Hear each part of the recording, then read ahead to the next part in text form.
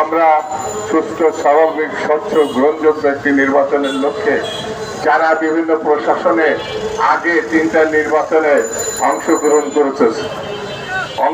করেছে বললে হবে, লুটপাট করেছে, দিনের ভোট রাত্রি করেছে, এই সব লোক যাতে প্রশাসনে না থাকতে পারে। যদিও সরকার বলেছে যে আগামী দিনে অতীতে যারা 3টা নির্বাচন করছে তারা থাকবে না, আলহামদুলিল্লাহ, কিন্তু কথা রাখতে হবে।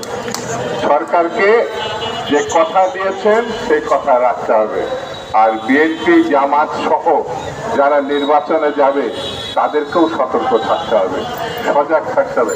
একটা জায়গায় ঐক্যবদ্ধ এটা ভাঙা যাবে না, সেটি হচ্ছে গণতন্ত্রের প্রশ্নে, দেশের প্রশ্নে, আর হাসিনার প্রশ্নে, আওয়ামী লীগের প্রশ্নে। এই জালিম হত্যাকারী লুটে রাখা এদেরকে যদি কোনোভাবে সুযোগ দেওয়া হয় তাহলে দেশের অস্তিত্ব বিপন্ন হবে, দেশের স্বাধীনতা সার্বভৌম বিপন্ন হবে। সেই জন্য সবাইকে ঐক্যবদ্ধ হওয়ার আহ্বান জানিয়ে সবাইকে ধন্যবাদ জানিয়ে